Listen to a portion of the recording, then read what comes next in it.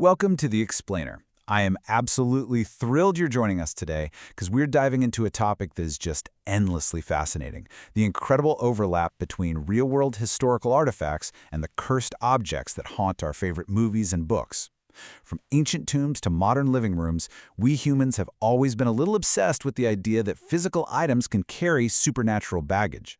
We all love a good scare, but where exactly does the fiction end and the historical reality begin? Let's find out. Okay, let's just dive right into this. Here's our roadmap for today. We're going to look at the horror ring phenomenon, the real Lord of Rings, Sadako and the cursed tape, the treasures of King Tut, and finally, we'll be debunking the Pharaoh's curse. Section 1. The horror ring phenomenon. So think about your favorite horror movies for a second. If you had to guess, what object do you think is most frequently cursed in supernatural horror media? Is it a creepy antique mirror, maybe a dusty old book, a childhood toy? Well, according to Guinness World Records, it's actually rings. A staggering 54.8% of cursed objects in supernatural horror movies are rings. We are talking about 188 different films where a cursed ring is front and center. That represents more than half of the films in the entire subgenre of cursed or possessed items. And this really brilliantly illustrates just how dominant rings are compared to other popular horror tropes. While rings grab that massive 54.8% slice of the pie, the next most commonly cursed objects are dolls, think of movies like Child's Play or Annabelle, followed by books, like the ones in The Prophecy or The Ninth Gate.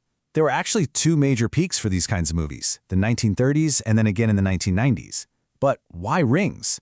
Well, it's probably because they're intimate. They're worn right on the skin. And historically, they've always symbolized binding pacts. All right, moving on to Section 2, the real Lord of Rings. Now, did you know that the most famous fictional cursed ring in literary history was likely inspired by a very real, ancient Roman artifact? Here is exactly how reality and fantasy connect. Back in 1785, a massive 12-gram 4th-century Roman gold ring was dug up in a field near Silchester, England. It had 10 facets, a little image of the goddess Venus, and the name Cynocean Janus inscribed right on it. Then decades later, sometime before 1812, an ancient lead curse tablet was found about 70 miles away at Lydney Park. Fast forward to 1929. An archaeologist named Sir Mortimer Wheeler was excavating that Lydney Park site, and it clicked. He realized the ring and the tablet were connected. To figure out the name of the god on the tablet, he called in an Oxford professor of Anglo-Saxon. And that professor's name? J.R.R. Tolkien? The tablet was a literal, actual curse. It was written by a British Roman named Silvianus, who was absolutely furious that his ring had been stolen. The translation roughly reads, "To the god Nodens, Silvianus has lost a ring. Among those who are called Cynoceanus, do not allow health until he brings it to the temple of Nodens." I mean, wow. And just a few years after consulting on this exact real-life ancient cursed ring, Tolkien published The Hobbit, introducing the One Ring, forged by a Dark Lord, carrying a heavy burden on anyone who holds it. Reality truly birthed a modern fantasy icon. Section 3. Sadako and the cursed tape. Okay, let's pivot from the rings of the 1930s fantasy era to the 1990s, the absolute peak of cursed object movies. Ironically, the most massively successful horror franchise of this era is literally called Ring, but it doesn't actually center on a piece of jewelry at all. It centers on a cursed VHS tape. The author of the Ring novels, Koji Suzuki, created the terrifying antagonist Sadako Yamamura by blending real-world parapsychology with traditional Japanese ghost lore. Sadako is what's known as an onryo, a vengeful ghost wearing a white dress with long black hair hiding her face, a totally classic aesthetic inspired by historic Japanese legends. But her method of cursing the tape? That comes from nensha, or thoughtography. Suzuki actually based this on real early 20th century psychics like Sadako Takahashi and Shizuko Mifune. They were studied by psychologists for their alleged ability to literally burn images onto film using nothing but their thoughts. Now, what's really fascinating here is how much the lore shifted when it was adapted for Western audiences. The Japanese origins of Sadako are incredibly complex and honestly almost sci-fi. In the original novels, Sadako has testicular feminization syndrome, making her intersex, and after being assaulted and thrown down a well, her psychic powers mutate a smallpox virus into the ring virus, which literally causes heart failure in viewers. It is biological and psychic warfare. Contrast that with the American version, Samara Morgan. Her backstory is heavily supernatural, but completely stripped of those sci-fi virus elements. She's adopted, spends time in a psychiatric hospital, psychically drives from others' horses to suicide, and is suffocated before being thrown in the well. So both are absolutely terrifying, but they reflect very, very different cultural anxieties. Section 4. The Treasures of King Tut.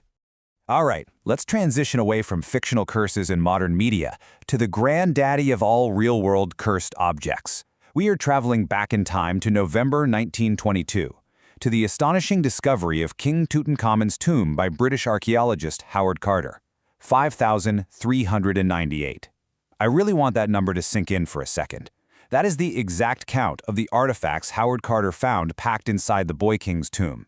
And what's absolutely incredible is that for the first time in history, as of 2025, all 5,398 of these objects have been completely united.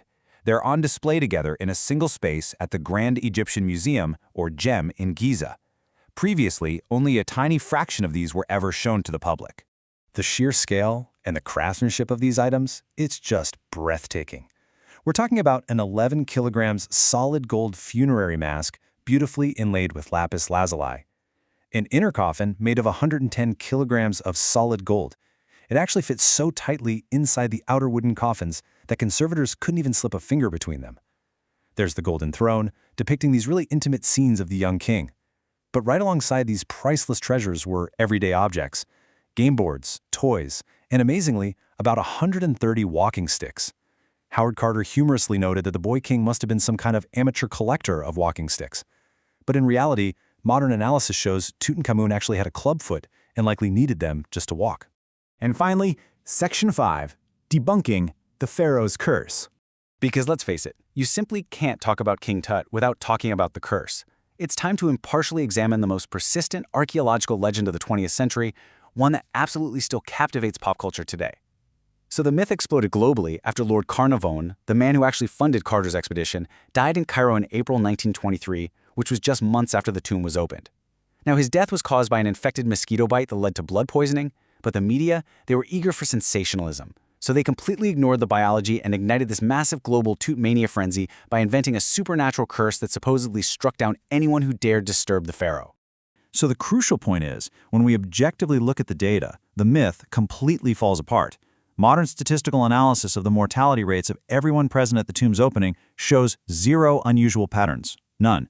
People associated with the dig died of ordinary causes at completely normal rates for the era. And the biggest piece of evidence? Howard Carter himself.